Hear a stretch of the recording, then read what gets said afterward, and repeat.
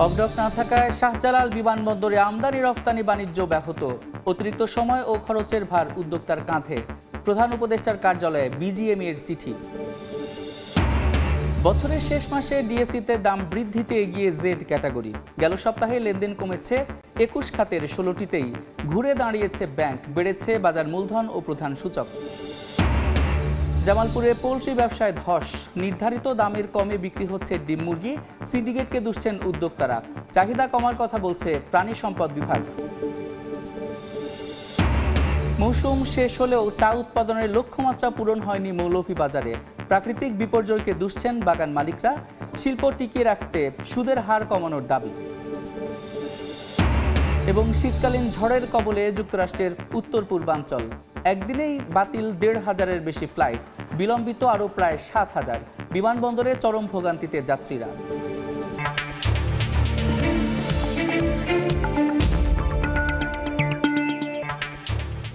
দেখছিলেন শিরোনাম। আমন্ত্রণ জানাচ্ছি দেশ ও দেশের বাইরের অর্থ বাণিজ্যের নানা খবর নিয়ে আমাদের নিয়মিত আয়োজন এ সময়ের বাণিজ্যে। আপনাদের সঙ্গে আছি আমি সাদিক হাসান ইমন। অবডক ভিত্তিক এয়ার কার্গো চালু না থাকায় ঢাকা বিমানবন্দরে ব্যাহত হচ্ছে আমদানি রপ্তানি কার্যক্রম।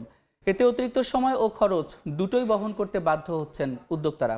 এ অবস্থায় আকাশপথে পণ্য পরিবহনে হজরত শাহজালাল আন্তর্জাতিক বিমানবন্দরকে কেন্দ্র করে অবডক সুবিধার দাবি তুলে প্রধান উপদেষ্টার কার্যালয়ে চিঠি দিয়েছে বিজিএমইএ। কার্গোভিলে অগ্নিকাণ্ডের মতো দুর্ঘটনা থেকে শিক্ষা নিয়ে যা দ্রুত বাস্তবায়নের তাগিদ অর্থনীতিবিদদের। এম এস আরিফিনের রিপোর্ট। সাধারণত বন্দরের ওপর চাপ কমিয়ে আমদানি রপ্তানি কার্যক্রম দ্রুত ও সহজ করতে বন্দর এলাকার বাইরে যে স্থানে পণ্য লোড আনলোড কাস্টমস প্রক্রিয়া সম্পন্ন করা হয় তা ইনল্যান্ড কন্টেইনার ডিপো বা অবডক নামে পরিচিত। চট্টগ্রাম সমুদ্র বন্দরে এই সুবিধা থাকলেও নেই ঢাকা বিমানবন্দরে। হজরত শাহজালাল আন্তর্জাতিক বিমানবন্দরের কার্গো ভিলেজ অগ্নিকাণ্ডের পর এই ব্যবস্থা চালুর দাবি উঠেছে ব্যবসায়ী মহলে। কারণ আকাশপথে ঢাকায় আমদানি করা পণ্য সংশ্লিষ্টরা দ্রুত সরবরাহের উদ্যোগ নিলেও ২ মাসেও স্বাভাবিক হয়নি কার্যক্রম। রাস্তার ভিতরে যে পণ্যগুলো ফালানো হচ্ছে, কার মাল কে নিচ্ছে? ফ্লাইট নামার পরে বিমান অফিসাররা ফ্লাইট করতে অনেক সময় নিচ্ছে। এইটা আমাদেরকে এখন ব্যাপক প্রবলেম ফেস করতে হচ্ছে। বাংলাদেশের যে এয়ারপোর্ট কার্গো ফেসিলিটি সেটি এমনিতেই অপ্রতুল। যেই দেশ $40 বিলিয়ন এক্সপোর্ট করে সেই দেশের জন্য এটি একেবারেই অপ্রতুল, কারণ আমাদের কিন্তু স্যাম্পলিং ফেব্রিক, স্যাম্পলিং ইয়ার্ডেজ সব কিছুই এখান দিয়ে আনতে হয়। গেল ২৩ ডিসেম্বর প্রধান উপদেষ্টার কার্যালয়ে চিঠিও দিয়েছে বিজিএমইএ। শিল্প মালিকদের দাবি, বিমানবন্দরে কার্গো হ্যান্ডেলিংয়ের দায়িত্বে থাকা বিমান বাংলাদেশের সক্ষমতা সীমিত। এছাড়া প্রতিযোগী দেশগুলোর তুলনায় ঢাকা বিমানবন্দরে পণ্য পরিবহনে খরচও বেশি। অবডক ব্যবস্থা চালু হলে অপারেটরের সংখ্যা বাড়বে, যা প্রতিযোগিতামূলক খরচে সেবা নিশ্চিত করবে বলে যুক্তি তাদের। ঢাকা এয়ারপোর্টে মাল পাঠানোর পরেও আমাদের এখানে সিরিয়াল পাইতে, কাস্টম করতে অনেক লেন্দি একটা প্রসেস। এটা আপনি এই যদি আমলাতান্ত্রিক জটিলতা কমিয়ে সহজ করা যায়, এখন আসতে ধরেন 20টা, যখন এটা 40টা হয়ে যাবে তখন প্রতিযোগিতা চলে আসবে। কে কত বেশি সার্ভিস চার্জ কমাইয়ে নেবে, কে কত ভালো ফ্যাসিলিটি দিবে, মানুষ ওখানে যাবে। এখানে আছে খুব ছোট ছোট মাল, মূল্যবান মাল, পরিমাণে কম। একটু কেয়ারফুল হতে হবে, এগুলা অন দ্য ওয়ে যেন এগুলা চুরি না হয়, কারণ এগুলো তো কন্টেইনারে আসবে না। দ্বিপাক্ষিক বাণিজ্যে জটিলতা কমাতে বাংলাদেশেও দুবাই, সিঙ্গাপুর, ভারতের মতো অবডক ভিত্তিক এয়ার কার্গো সেবা দ্রুত চালুর পরামর্শ অর্থনীতিবিদদের। ব্যবসায়ীদের স্বার্থের কথা বিবেচনা করে কিছু কাঠামো তৈরি করে সেখানে পণ্যগুলো যাতে ওঠানো নামানোর ব্যবস্থা করা যায়, সেটির একটি উদ্যোগ দ্রুততর সময় নিতে পারেন সরকার। এনবিআর এর তথ্য 2024-25 অর্থ বছরে $6,500 কোটি পণ্য আমদানি করেছে বাংলাদেশ, যার মধ্যে ঢাকা বিমানবন্দর দিয়ে এসেছে $410 কোটি পণ্য। এম এস আরিফিন, সময় সংবাদ, ঢাকা। দর্শক, প্রতিবেদনটি দেখলাম। এ বিষয়ে আলোচনার জন্য আমাদের সঙ্গে ভার্চুয়ালি যুক্ত হচ্ছেন নিট পোশাক শিল্প মালিকদের সংগঠন বিকেএমই এর সভাপতি মোহাম্মদ হাতেম। জনাব হাতেম, এ সময়ের বাণিজ্যে আপনাকে স্বাগত। জি, আপনাদের স্বাগত। এই যে আকাশপথে পণ্য পরিবহনে শাহজালাল আন্তর্জাতিক বিমানবন্দরে যে অবডক স্থাপনের যে দাবি তোলা হয়েছে, সেটার আসলে সর্বশেষ কি ধরনের আপনারা তথ্য পাচ্ছেন, কতটুকু আশ্বাস পাচ্ছেন, শুরুতে এটা জানতে চাই। আমরা যেটা মনে করছি যে এটা আমরা এর মধ্যে বসছিলাম বিমান পর্যটন মন্ত্রণালয়ের যে উপদেষ্টা মহোদয়, অর্থাৎ যিনি বাণিজ্য উপদেষ্টা, ওনার সাথে আমরা বসছিলাম। আমরা বলেছি এই বিষয়গুলি নিয়ে আলোচনা হয়েছে। ইভেন এর আগে বিডাতেও আমাদের সাথে নিয়ে এটা নিয়ে আমরা কথা বলেছি। এবং আমরা মনে করি যে এই সময় এটা খুব যৌক্তিক একটা দাবি। এবং অফডক বলতে এখানে যে আপনার বিমানবন্দরে যেহেতু কার্গো হ্যান্ডলিং নিয়ে দীর্ঘদিন আমাদের অভিযোগ রয়েছে, কিন্তু সেখানে প্রপারলি এটা হ্যান্ডলিং হচ্ছে না। ইভেন এরকম আমরা অভিযোগ আমাদের কাছে আছে যে বিমান মেইনলি তো বিমান হ্যান্ডেল করতেছে কার্গো ইগুলি, এবং বিমানে মালটা আসার পরে এই বিমানবন্দরের ওখান থেকে মালটা কার্গো ভিলেজে এই মানে 100 গজ দূরে মালটা যাইতে 2 দিন 3 দিন পর্যন্ত সময় লেগে যায়। কেন? এইটার কোনো আমরা সমাধান কিন্তু আমরা উত্তর কিন্তু পাইনি। তো আমরা এই জন্য বলেছি যে বিমান যদি এটা হ্যান্ডেল করতে যদি ব্যর্থ হয়, তাহলে অন্য কোনো এজেন্সিকে, সরকারি অথবা বেসরকারি কাউকে এটা হ্যান্ডলিং এর দায়িত্ব দেওয়ার জন্য, এবং পাশাপাশি বিমানবন্দরের কার্গো ভিলেজের বাইরে কোথাও, আশেপাশে কোথাও যারা যেখানে করতে চায় ডিপু, অফডকের মতো ডিপু করে, বিশেষ করে ডিএইচএল সহ বড়, ফেডেক্স সহ বড় বড় যারা কুরিয়ার সার্ভিসগুলি আছে, তারা কিন্তু অনেকদিন যাবতই বলে আসছে তারা আলাদাভাবে সেখানে তাদের ওখান থেকে এটা যদি ডেলিভারি দেওয়ার ব্যবস্থা করতে পারে, তাহলে খুব দ্রুত সময় সেটা ডেলিভারির ব্যবস্থা হতে পারে। তো আমাদের বক্তব্য হচ্ছে যে ঠিক আছে, আমরা যেহেতু দীর্ঘদিন অভিযোগ আমাদের রয়েছে বা এয়ার কার্গো গুলি ডেলিভারি নিয়ে সমস্যা, তাহলে নতুন একটা উদ্যোগ যেহেতু চিন্তা ভাবনা হচ্ছে, এটা দিতে সমস্যা কোথায়? দিলে যদি আমরা দেখি যে আমরা বেটার সার্ভিস পাচ্ছি, তাহলে সেটা কন্টিনিউ করবে। আর যদি বেটার সার্ভিস দিতে না পারে, তাহলে সেটা আবার বন্ধ করে দিয়ে আবার বিকল্প চিন্তা আমরা তখন করব। তো সুতরাং এই মুহূর্তে আমরা মনে করি যে খুব দ্রুততার সাথে আমি সরকারের কাছে অনুরোধ করব, বিশেষ করে বেসামরিক বিমান পর্যটন মন্ত্রণালয়ের যিনি দায়িত্বে আমাদের বাণিজ্য উপদেষ্টা যিনি রয়েছেন, তার কাছে বিনীত অনুরোধ থাকবে এটা যত দ্রুত সম্ভব এটাকে কার্যকর করা। জি, কিছুদিন আগে তো কার্গো ভিলেজে অগ্নিকাণ্ডের ঘটনার অনেক দিন পেরোলো, তারপরেও কিন্তু খুব একটা স্বাভাবিক হয়নি। তো এই কথাটি বিবেচনায় রেখে যদি বলি যে আসলে অফডক স্থাপনের প্রয়োজনীয়তা কতটুকু দেখছেন এবং কত দ্রুত বাস্তবায়ন করা উচিত, কি বলবেন? হ্যাঁ, এই সমস্যার প্রেক্ষাপটেই কিন্তু এই নতুন করে এই দাবিটা আবারও জোরালো ভাবে আসছে, এবং আমরা মনে করি এই মুহূর্তে এটা মানে সমাধানের জন্য সর্বোচ্চ একটা উদ্যোগ এটা হতে পারে। এবং যেহেতু অগ্নিকাণ্ডের পর থেকেই আমরা বিশালভাবে কিন্তু ক্ষতিগ্রস্ত হচ্ছে আমাদের ডেলিভারি নিয়ে, এবং আমরা যদিও আমরা বিকিমি এবং বিজিমি আমরা কিন্তু এগিয়ে গিয়েছি সরকারের আহ্বানে বা বিমানবন্দর কি বলে বেসামরিক বিমান পর্যটন মন্ত্রণালয়ের আহ্বানে আমরা কিন্তু সেখানে গিয়েছি, এবং আমরা ইমিডিয়েটলি আমরা ব্যবস্থা নিয়েছি বিকিমি বিজিমির পক্ষ থেকে। ওখানে কন্টেনার আমরা 40 ফিট হাই কিউব কন্টেনার কিনে দিয়েছি মালগুলি রাখার জন্য।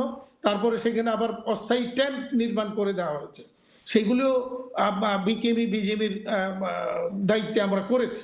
তো সুতরাং আমরা মনে করি যে এই মুহূর্তে সরকারকে এই জায়গাটাতে উদ্যোগ নিয়ে বাইরে কোথাও যদি ব্যবস্থা নেওয়া হয়, তাহলে এই সমস্যাগুলির সমাধান হতে পারে।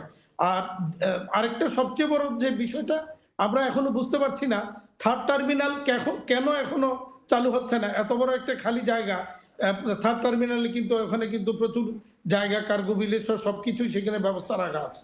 তো সেই জায়গাটাও কিন্তু চালু হতে পারে খুব দ্রুততার সাথে। জি, আপনার কাছে প্রশ্ন রাখতে চাই যে এই যে অফডক কোথায় চালু করলে ভালো হয় একটা জায়গায়, আরেকটা ব্যাপারে হচ্ছে অফডক চালু হলে ব্যবসা কতটা দ্রুত হবে, মানে কতটা ত্বরান্বিত হবে আর কি আমদানি রপ্তানি বাণিজ্যে, আপনাকে যদি বলি, আর খরচ কতটা কমবে একই সাথে? আমরা যেটা মনে করি যে অফডক চালু হলে অবশ্যই আমদানি রপ্তানিটা আরো দ্রুততর হবে। সেটা বিমানবন্দরের বাইরে এসে এখানে 300 মিটার আশেপাশে কোথাও হতে পারে, বা এর পাশে যেখানে ভালো বড় জায়গা নেওয়া যেতে পারে সেখানে হতে পারে, যে কোনো জায়গায় হতে পারে এটা। তো সেই জায়গায় নিয়ে সেখানে যদি অফডকের ব্যবস্থা করে, চট্টগ্রামে যেভাবে অফডকগুলি চলতেছে সেরকম একটা ব্যবস্থা আমার মনে হয় মানে আমাদের এখানে চালু করা খুব জরুরি হয়ে পড়েছে। জি, একটা প্রশ্ন রাখতে চাই যে শাহজালাল আন্তর্জাতিক বিমানবন্দরে যে বিশেষ ধরনের নিরাপত্তা দেওয়া হয়, তো অফডক যদি বাইরে চালু করা হয়, ওখানে তখন পণ্য এসে খালাস করা হচ্ছে এবং সেখান থেকে পরবর্তীতে পরিবহন করা হচ্ছে। তো অফডক যদি বাইরে করা হয়, তাহলে আসলে শাহজালাল বিমানবন্দরের নিরাপত্তার কথা যদি বলি, তাহলে নিরাপত্তা কতটা আর একটু স্টেবল হবে, আর বাইরে আসলে অফডকে কী ধরনের নিরাপত্তা দেওয়া যাবে যাতে করে কোনো ধরনের এই যে অগ্নিসংযোগ বা অন্য কিছু থেকে এড়ানো যায়? অফডকগুলির দায়িত্ব যারা নিবেন, তারা ডেফিনেটলি সেখানে নিরাপত্তা ওখানকার যা যা সিকিউরিটি আছে সবকিছুই তারা মেনটেন করবেন। প্রয়োজনে আপনার সরকার সেইটা পর্যবেক্ষণও করতে পারে। চট্টগ্রামে যেভাবে অবডকগুলি সেখানে চলছে সেখানে কিন্তু নিরাপত্তার সম্পূর্ণ নিরাপত্তার মধ্যেই কিন্তু চলছে। আর যদি এটা হয় তাহলে আজকে কার্গো ভিলেজে যে জট বা জটিলতাগুলি তৈরি হয় সেটাতেই কিন্তু মানে এয়ারপোর্টেও কিন্তু সেখানেও কিন্তু আমাদের সম্প্রসারণের কাজ বা যে কোনো কাজ সেই জায়গাটা হতে পারে। তখন সেই জায়গাটা যখন খালি হয়ে যাবে, সেই জায়গাগুলি যদি তখন বাইরে চলে যায় তাহলে কিন্তু সেই জায়গাটাও বিমানবন্দর ব্যবহারের জন্য সেখানে একটা স্পেশাল উদ্যোগ সেই জায়গাটাও হতে পারে। আমার মনে হয় সেটা আরো ভালো কিছু সেখানে নতুন করে আমরা তৈরি করতে পারবো। জি, আপনি যেমনটা বলছিলেন যে অবডকের কথা আপনারা দীর্ঘদিন ধরে বলে আসছিলেন, এই যে কার্গো ভিলেজে কিছুদিন আগে অগ্নিকাণ্ডের ফলে এটি আরো জোরালো হলো। তো আপনার কাছে জানতে চাই যে এখন আসলে কি কি চ্যালেঞ্জ দেখছেন, যে অবডক মানে দ্রুত কেন স্থাপন করা যাচ্ছে না, কি কি চ্যালেঞ্জ দেখছেন? না, এটা দ্রুত চালু করা যাচ্ছে না হলে মূলত এটা সরকারের সিদ্ধান্তের জন্য। সিদ্ধান্ত যত দ্রুত নিবে তত দ্রুত এটা চালু হতে পারে। এবং সেখানে সিএনএফ এজেন্ট বা কেউ হয়তো বিরোধিতা করছে, বাট এই বিরোধিতার আমি কোনো কারণ দেখি না। তারা এখন এখানে কাজ করতেছে সেখানে তখন অবডকগুলিতে গিয়ে কাজ করবে। এটা কোনো বিরোধিতা করার কোনো কারণ আমি মানে যথোপযুক্ত কোনো কারণ আমি মনে করি না আছে। তো সরকারকে এখন সিদ্ধান্ত নিতে হবে, যেহেতু স্টেক হোল্ডার আমরা, ইউজার আমরা, গুডস আমাদের। সুতরাং আমরা যদি সিদ্ধান্ত দেই বা নেই যে হ্যাঁ আমরা এইভাবে নিতে পারি, বা সরকার যদি আমাদেরকে এইভাবে দেয় তাহলে বেটার সার্ভিস আমরা পাবো। আমার মনে হয় সরকার সেইটাকেই গ্রহণ করা উচিত। এবং আমরা বিকিমি বিজিমি সহ আমরা যারা ইম্পোর্টার, মেজর স্টেক হোল্ডার আমরা যারা, আমরা মনে করি যে আমরা এই অবডকের মাধ্যমে যদি এটা চালু করা যায় তাহলে সার্ভিসটা আরো দ্রুত পাওয়া সম্ভব হবে। জি, আরেকটা ব্যাপারে জানতে চাই, আপনারা বলছিলেন যে ব্যবসায়ীদের আসলে অবডক চালুর ফলে খরচ কতটা কমবে, কিভাবে কমবে, এটা আমাদের একটু জানাবেন। না, খরচ কম বেশির যে দ্রুত আমরা যেটা চাই, খরচ তো ডেফিনেটলি কিছুটা কমবে, বা যা আছে তাও যদি থাকে, ইভেন একটু বেশিও যদি হয়, সেই ক্ষেত্রে আমি যদি সার্ভিসটা বেটার পাই, দ্রুত সার্ভিস পাই, তাহলে সেটা আমাদের কোনো আপত্তি থাকবে না। জি, আপনি বলছিলেন যে আপনারা দাবি জানিয়েছেন, তো আপনার কাছে একটা প্রশ্ন করতে চাই যে এই দাবিগুলো বাস্তবায়নে কিভাবে এখন আসলে কাজ করা দরকার, যদি আপনার পক্ষ থেকে জানতে চাই। না, বাস্তবায়ন সরকার সিদ্ধান্ত দিলে, যদি নীতিগত সিদ্ধান্ত সরকার নেয়, তাহলে যারা অবডক করতে চাচ্ছে তারা কিন্তু খুব দ্রুততার সাথে এই কাজগুলি শুরু করার জন্য তারাও কিন্তু ইমিডিয়েটলি শুরু করতে চাচ্ছে। কিন্তু হয়তো অস্থায়ীভাবে তারা অস্থায়ীভাবে কোথাও একটা শুরু করতে পারে, পরবর্তীতে আরো বড় জায়গা নিয়ে তারা করতে পারে। তো আমরা মনে করি এটা সরকার নীতিগত সিদ্ধান্তটা দিলেই কিন্তু এটা শুরু করাটা সম্ভব হতে পারে। জি, যেমন চট্টগ্রাম বন্দরে কিন্তু এই অফডকের কাজ বেশ ভালোভাবে চলছে। তো অন্যান্য যে বন্দরগুলো রয়েছে কিংবা আমদানি রপ্তানি পণ্য যে খালাসের যে জায়গাগুলো রয়েছে, তো সেখানে আসলে প্রত্যেকটা জায়গায় অফডকের প্রয়োজনীয়তা কতটুকু, আপনি কি বলবেন? আপনি দেখেন বিশ্বের উন্নত দেশগুলিতে সব জায়গাতেই কিন্তু এরকম ব্যবস্থা কিন্তু আছে। অন্যান্য আপনি ইভেন পোর্টগুলি তো বিশ্বের অন্যান্য পোর্টগুলিতে তো আছেই, বিমানবন্দরও কিন্তু ব্যবস্থা কিন্তু রয়েছে উন্নত দেশগুলির, এবং সেখানে কিন্তু এটা ভালো সার্ভিস হচ্ছে, এটা কিন্তু অলরেডি প্রতিষ্ঠিত। তো আমরা মনে করি এটা সার্ভিসটা আমরা বেটার পাবো, এটা আমরা মনে করি, কিন্তু আমরা এই দাবিটা করেছি এবং আমরা সরকারকেও বলেছি এটা করার জন্য। জি, আপনার কাছে শেষ প্রশ্ন যে এই যে অফডক আসলে যদি চালু হয় সব জায়গায়, আপনি বলছেন যে মানে ব্যবসার সম্প্রসারণে কতটুকু ভূমিকা রাখবে, দেশের অর্থনীতিতে কিভাবে ভূমিকা রাখবে, ছোট করে উত্তর দেবেন।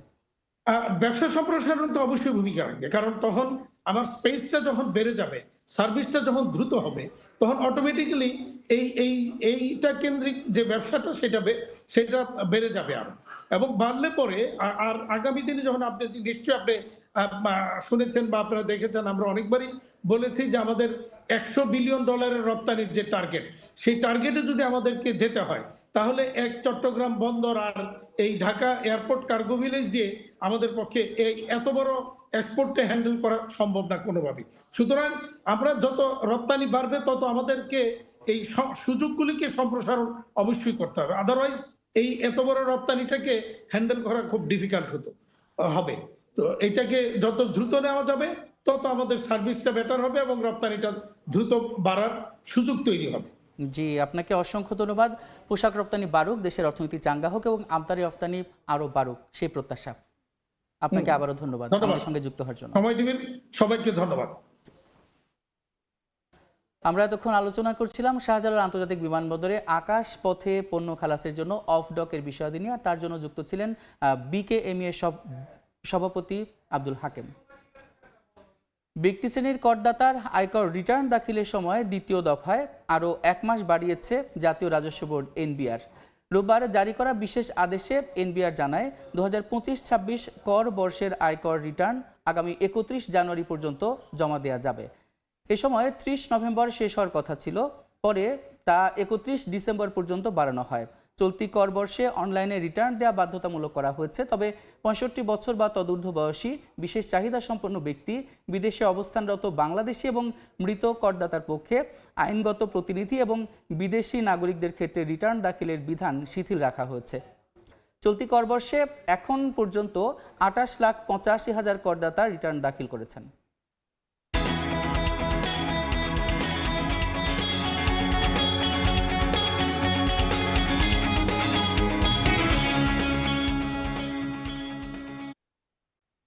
দেশের সব স্থলবন্দরে সেবা মাশুলের হার 5% বাড়ছে। প্রতিটি সেবার বিপরীতে কয়, টোল ও মাশুলের এই হার আগামী 1 জানুয়ারি থেকে কার্যকর হবে। এ নিয়ে বাংলাদেশ স্থলবন্দর কর্তৃপক্ষ আলাদা 2টি প্রজ্ঞাপন জারি করেছে। যেসব যাত্রী বেনাপোল স্থলবন্দর ব্যবহার করবেন তাদের 52 টাকা 27 পয়সা মাশুল গুনতে হবে। বেনাপোল বন্দর দিয়ে আমদানি করা বাস, ট্রাক ও লরি প্রবেশে দিতে হবে 184 টাকা 70 পয়সা। মোটরসাইকেল, বাইসাইকেলের জন্য নতুন মাশুল 34 টাকা 95 পয়সা। বেনাপোল স্থলবন্দরে ওজন মাপার যন্ত্র ব্যবহারের মাশুল ট্রাক, লরিতে দিতে হবে 88 টাকা 65 পয়সা। অন্যদিকে কাগজপত্র প্রক্রিয়াকরণ মাশুল 195 টাকা 7 পয়সা, আর কোনো যানবাহন ইয়ার্ডে সারা রাত থাকলে 111 টাকা 49 পয়সা মাশুল গুনতে হবে। এছাড়া বিভিন্ন ধরনের পণ্য আমদানি করলেও পণ্যভেদে মাশুলের পরিমাণ বাড়ানো হয়েছে।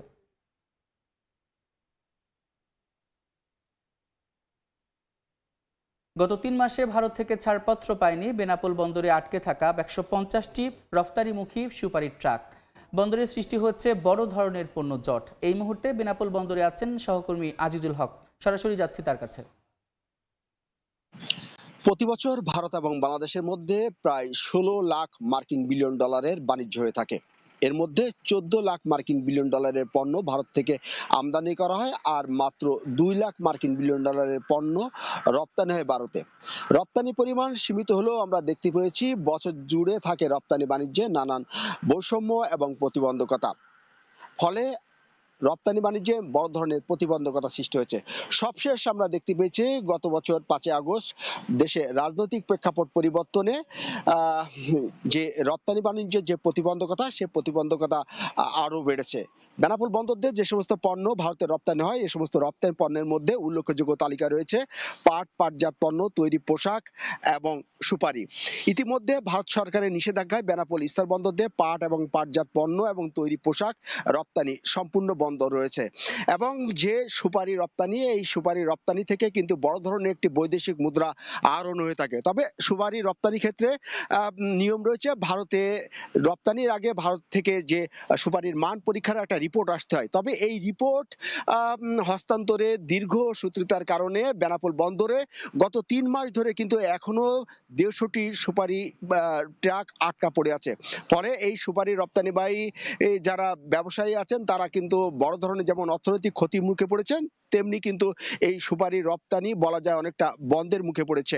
আমরা কথা বলেছি যে বেনাপোল বন্দরে যে সমস্ত ব্যবসায়ী আছেন সুপারি রপ্তানিকারকের সাথে, তারা আমাদেরকে বলেছেন যে এই সমস্ত রপ্তানি যে সুপারি রিপোর্ট, সেই রিপোর্টটি দিল্লি থেকে আসতে সাধারণত 15 থেকে 1 মাস সময় লাগতো, কিন্তু সাম্প্রতিক কয়েক মাস ধরে এটা 2 থেকে 3 মাস তারা সময় ক্ষেপণ করায় কিন্তু সুপারির ট্রাক রপ্তানি করা সম্ভব হচ্ছে না। এদিকে বন্দরে দীর্ঘদিন ধরে এই সমস্ত ট্রাক আটকে থাকায় কিন্তু আমরা দেখতে পেয়েছি বন্দরে কিন্তু বড় ধরনের পণ্য জট সৃষ্টি হয়েছে। তো এই ছিল বেনাপোল স্থল বন্দর থেকে যে সুপারির রিপোর্ট না আসায় বেনাপোল বন্দরে যে 150টি সুপারিবাহী ট্রাক আটকে থাকায় যেমন রপ্তানি ব্যাহত হচ্ছে এবং পণ্য জট সৃষ্টি হয়েছে, তার সর্বশেষ। বেনাপোল বন্দর থেকে যুক্ত ছিলেন সহকর্মী আজিজুল হক। দেখছেন এই সময়ের বাণিজ্য, সঙ্গেই থাকুন দর্শক। এবার জানাবো ঢাকার পুঁজিবাজারের খবর। শুরুতে দেখব গেল সপ্তাহের লেনদেনের পরিস্থিতি। যেখানে বাজার মূলধন ও সূচক বাড়লেও দাম বৃদ্ধিতে শক্ত অবস্থান ধরে রেখেছে জেড ক্যাটাগরির প্রতিষ্ঠান। ব্যাংক খাত ঘুরে দাঁড়ালেও তালিকাভুক্ত 21 খাতের মধ্যে দৈনিক গড় লেনদেন কমেছে 16টিতে। মূলধন বৃদ্ধির মধ্য দিয়ে সপ্তাহ শেষ করল দেশের প্রধান পুঁজিবাজার ডিএসই। মাসের তৃতীয় সপ্তাহে মূলধন বেড়েছে 1006 কোটি টাকা। গেল সপ্তাহের প্রথম কার্যদিবসে ডিএসইতে লেনদেন হয়েছিল 293 কোটি টাকার কিছু বেশি। পরদিন তা 400 ছুঁই করে তৃতীয় কার্যদিবসে পৌঁছায় 407 কোটি টাকায়। শেষ কার্যদিবসে লেনদেন নেমে আসে 333 কোটি টাকায়। বেড়েছে প্রধান সূচকও। 4853.90 পয়েন্ট নিয়ে সপ্তাহ শুরু করে শেষ হয়েছে 4883.57 পয়েন্টে। এদিকে আবারও দাম বৃদ্ধির শীর্ষ 10 কোম্পানিতে আধিপত্য বেড়েছে জেড ক্যাটাগরির। যদিও দাম পতনে শীর্ষ 10-এ রয়েছে 6টি জেড ও 4টি এ ক্যাটাগরির প্রতিষ্ঠান। প্রকৌশল ওষুধ খাতের পতন অব্যাহত থাকলেও ঘুরে দাঁড়িয়েছে ব্যাংক খাত। যদিও তালিকাভুক্ত 21 খাতের মধ্যে দৈনিক গড় লেনদেন কমেছে 16টিতেই। এদিকে পুঁজিবাজারের হিসাব রক্ষাকারী সরকারি প্রতিষ্ঠান সিডিবিএল এর তথ্য, গেল সপ্তাহে শেয়ার শূন্য বিও অ্যাকাউন্টের সংখ্যা কমেছে 923টি। অন্তরা সেন, সময় সংবাদ, ঢাকা। দর্শক, আমরা গত সপ্তাহে ঢাকার পুঁজিবাজারের লেনদেনের হালচাল দেখলাম। এবার জানবো আজকে সপ্তাহের প্রথম কার্যদিবসে কি হালচালে চলছে ঢাকার প্রধান পুঁজিবাজার। দেখতে পাচ্ছি যে পুঁজিবাজার প্রধান সূচক ডিএসই এক্স সেটি প্রায় 30 পয়েন্ট বেড়েছে, এখন অবস্থান করছে 4914 পয়েন্টের বেশি। তারপরে সরিয়া সূচক ডিএসই এস সেটি কিন্তু এখন 6.5 পয়েন্ট বেড়েছে এবং অবস্থান করছে 1015 পয়েন্টে। তারপরে বাছাইকৃত সূচক ডিএস30 সেটি কিন্তু 2.3 পয়েন্ট বেড়েছে এবং এখন অবস্থান করছে 1884 পয়েন্টের বেশি, 85 পয়েন্টের কাছাকাছি। ঢাকা পুঁজিবাজারে এখন পর্যন্ত লেনদেন হয়েছে 125 কোটি টাকার বেশি। যে কোম্পানিগুলো এখন পর্যন্ত লেনদেন করছে তার মধ্যে 292টি কোম্পানির শেয়ারের দাম বেড়েছে, 30টি কোম্পানির শেয়ারের দাম কমেছে এবং এখন পর্যন্ত গত কার্যদিবসের মতো অপরিবর্তিত অবস্থায় রয়েছে 53টি কোম্পানির শেয়ারের দাম। যে কোম্পানিগুলো এখন লেনদেন করছে তার মধ্যে শীর্ষ 20-এ কোন কোম্পানিগুলো রয়েছে এবং কার অবস্থান কোথায় এটি আমরা দেখে নেব। প্রথমেই কিন্তু রয়েছে সিটি ব্যাংক। প্রথম 1.5 ঘন্টায় সেটি কিন্তু এখন প্রতিটি শেয়ারের দাম 24 টাকা 70 পয়সা। গত কার্যদিবসের একটি শেয়ারের সর্বশেষ দাম ছিল 24 টাকা 60 পয়সা, অর্থাৎ আজকে কিন্তু এর একটি শেয়ারের দাম 10 পয়সা বেড়েছে এবং এখন পর্যন্ত ঢাকার পুঁজিবাজারে সিটি ব্যাংক লেনদেন করেছে 6.50 কোটি টাকার বেশি। তারপরে কিন্তু রয়েছে রহিমা ফুড, যার একটি শেয়ার এখন বিক্রি হচ্ছে 165 টাকা 70 পয়সায়। গত কার্যদিবসের একটি শেয়ারের সর্বশেষ দাম ছিল 160 টাকা 50 পয়সা, অর্থাৎ আজকে কিন্তু এর একটি শেয়ারের দাম 4 টাকার বেশি কিন্তু বেড়েছে, 5 টাকার কাছাকাছি। তো তারপরে তৃতীয় অবস্থানে কিন্তু রয়েছে ন্যাশনাল ইন্স্যুরেন্স পিএলসি, যার একটি শেয়ার এখন বিক্রি হচ্ছে 94 টাকা 20 পয়সায়। গত কার্যদিবসের একটি শেয়ারের সর্বশেষ দাম ছিল 87 টাকা 40 পয়সা, অর্থাৎ আজকে কিন্তু এর একটি শেয়ারের দাম 6 টাকা 80 পয়সার মতো বেড়েছে। তারপরে কিন্তু রয়েছে সাইহাম কটন, যার একটি শেয়ার এখন বিক্রি হচ্ছে 20 টাকা। তারপরে কিন্তু রয়েছে বাংলাদেশ শিপিং কর্পোরেশন, যার একটি শেয়ার এখন বিক্রি হচ্ছে 112 টাকা 30 পয়সা। তো ঢাকার পুঁজিবাজারে কিন্তু এখন পর্যন্ত দেখতে পাচ্ছি যে এর যে কোম্পানিগুলো শীর্ষ অবস্থানে রয়েছে তার শেয়ারের দাম কিন্তু বাড়ছে এবং লেনদেন যদি গত সপ্তাহের তুলনায় বলি তাহলে আজকেও কিন্তু গত সপ্তাহের মতো সূচকগুলো ঊর্ধ্বমুখী প্রবণতায় রয়েছে। তো দেখা যাক আসলে আজকের কার্যদিবস শেষে কোন অবস্থানে দাঁড়ায়। তো ঢাকার পুঁজিবাজারের ওয়েবসাইট থেকে এই ছিল আমার কাছে লেটেস্ট আপডেট। দেখছেন এই সময়ের বাণিজ্য।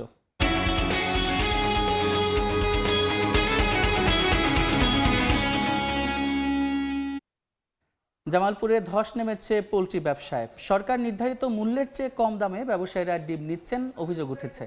ব্যবসা বন্ধ করে দিয়েছেন অধিকাংশ ব্যবসায়ী। তবে জেলা প্রাণী সম্পদ বিভাগের দাবি, শীতে সবজির চাহিদা বেড়ে যাওয়ায় ডিমের দাম কিছুটা কম। জাহাঙ্গীর আলমের তথ্য ও আবুল কালাম আজাদের ছবি নিয়ে রিপোর্ট। লোকসানে দিন কাটছে জামালপুর সদর, ইসলামপুর, মাদারগঞ্জ সহ বেশ কয়েকটি এলাকার পোলট্রি ব্যবসায়ীদের। এ অবস্থায় ব্যবসা প্রায় বন্ধ করে দেওয়ার উপক্রম।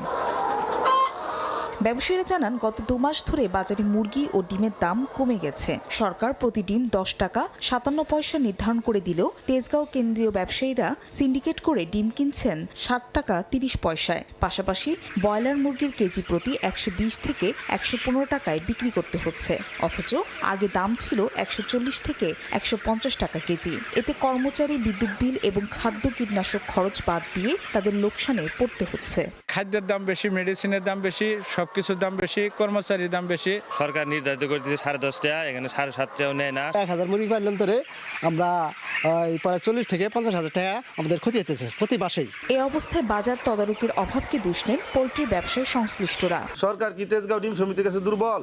যদি তা না হয় তাহলে প্রকাশ্যে তেজগাঁও ডিম সমিতি যে বাজারে কাঠ সাজি এবং সিন্ডিকেট করছে, সরকার কেন তাদের বিরুদ্ধে আইনানুগ ব্যবস্থা নিচ্ছে না? স্থানীয় প্রাণী সম্পদ বিভাগ বলছে শীতে শাকসবজির ভরা মৌসুম হওয়াতে ডিমের চাহিদা কম, এতে সাময়িকভাবে ক্ষতিগ্রস্ত হচ্ছেন খামারিরা। শাকসবজির ভরা মৌসুম হওয়াতে ডিমের দাম অনেকটাই নিম্নমুখী। আমরা খামারিদের বিভিন্নভাবে পরামর্শ দিচ্ছি, কিছুদিন পরেই হয়তো ডিমের মূল্য স্বাভাবিক হয়ে যাবে। জেলা প্রাণী সম্পদ বিভাগের তথ্য মতে জামালপুরে প্রান্তিক ও বাণিজ্যিক খামার রয়েছে 25,000। সময় সংবাদ, জামালপুর। 40 বছর ধরে অসংখ্য খুশির মিছিলে ছিল আইডিএলসি, থাকবে আগামীতেও। অংশীদারিত্বের মাধ্যমে দেশের বাজারে স্টেশনারি ব্র্যান্ড ডেলির পণ্য বিপণন করবে এসিআই গ্রুপ। সম্প্রতি রাজধানীর একটি হোটেলে beyond the ordinary beyond the boundary শীর্ষক অনুষ্ঠানের মাধ্যমে এই ব্যবসায়িক অংশীদারিত্বের সূচনা হয়। অনুষ্ঠানে ডেইলি ইন্টারন্যাশনালের পরিচালক মার্স ও এসিআই গ্রুপ ব্যবস্থাপনা পরিচালক ডক্টর আরিফ উদ্দৌলার পাশাপাশি উভয় প্রতিষ্ঠানের ঊর্ধ্বতন কর্মকর্তা, ব্যবসায়িক অংশীদার উপস্থিত ছিলেন। ডেলির পণ্য আধুনিক ডিজাইন, টেকসই মান ও ব্যবহার বান্ধব বৈশিষ্ট্যের সমন্বয়ে তৈরি, যা শিক্ষার্থী, পেশাজীবী এবং সৃজনশীল মানুষের দৈনন্দিন কাজকে আরও সহজ করবে বলে দাবি এসিআই কর্তৃপক্ষের।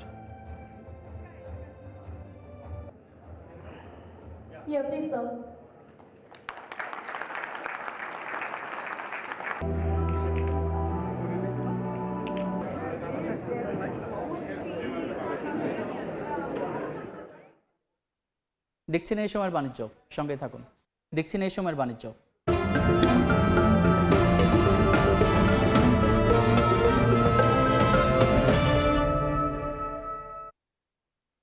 ডিসেম্বর মাসে শেষ হচ্ছে চা মৌসুম, অথচ উৎপাদনের কাঙ্ক্ষিত লক্ষ্যমাত্রা পূরণ হয়নি মৌলভীবাজারে।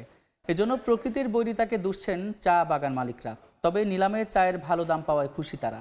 শাহ আদিলুর রহমানের পাঠানো তথ্য ও মোহাম্মদ ইয়ারুব আহমেদের তোলা ছবি নিয়ে report.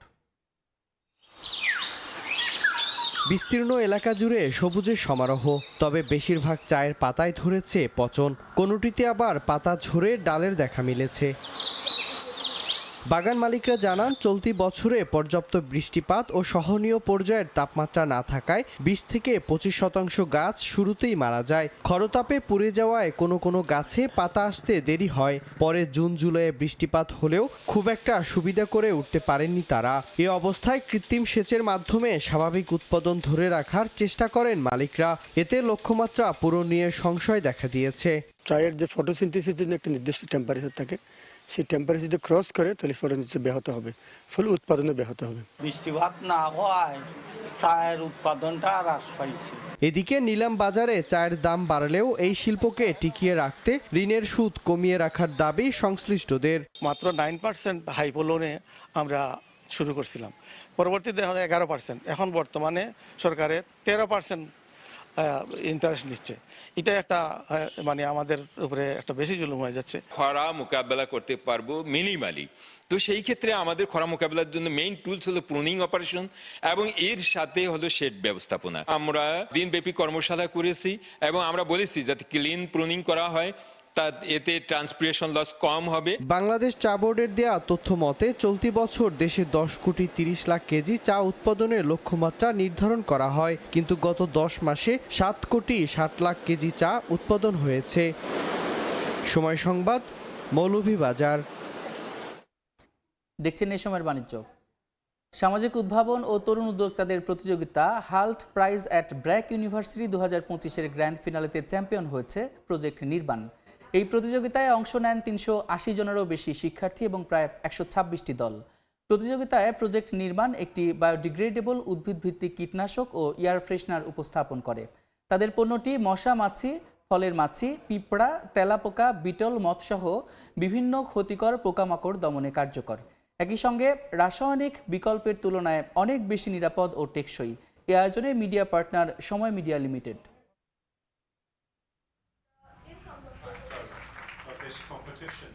This Hulk Prize gigantic entrepreneurship that brings... finished product will be initially stored in a warehouse.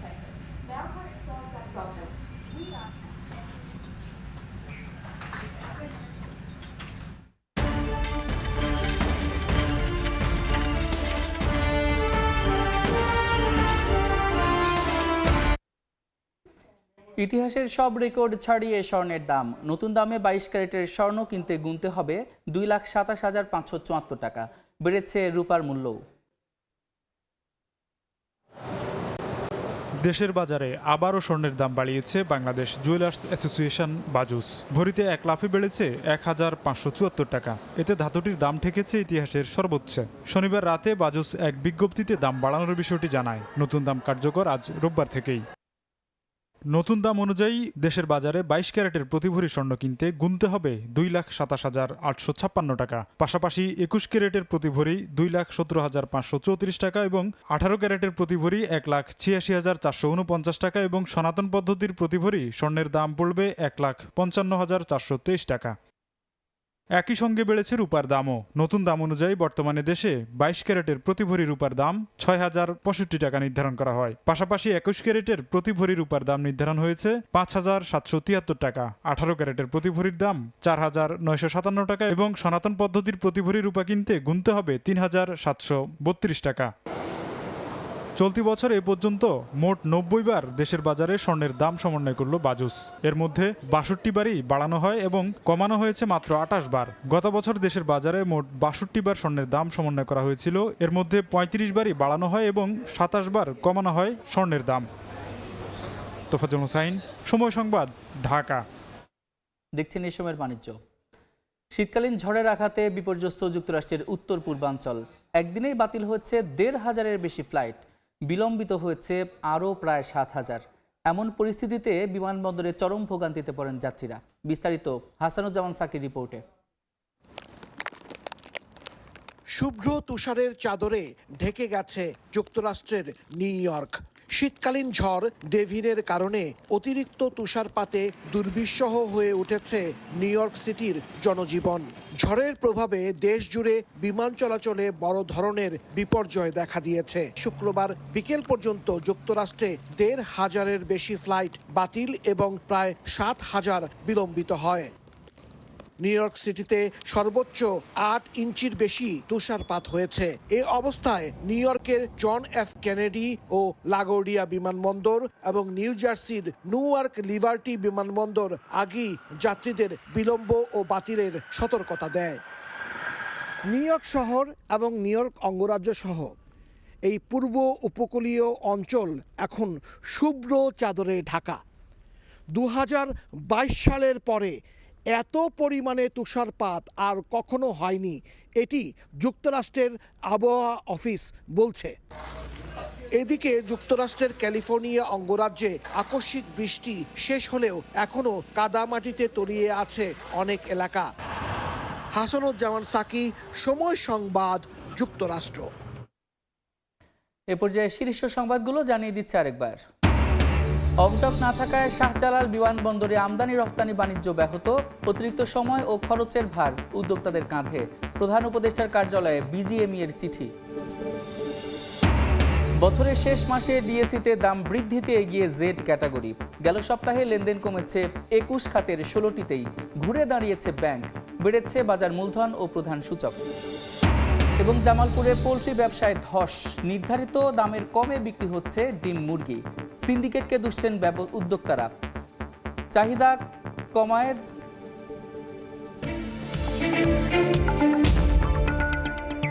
এই ছিল এই সময়ের বাণিজ্যে। দুপুর 12টার সময় সংবাদের সঙ্গে থাকবেন রোজা চৌধুরী। ধন্যবাদ সাদিক। দুপুর 12টার সময় সংবাদ নিয়ে আসছি কিছুক্ষণ পর। সঙ্গে থাকুন সময়।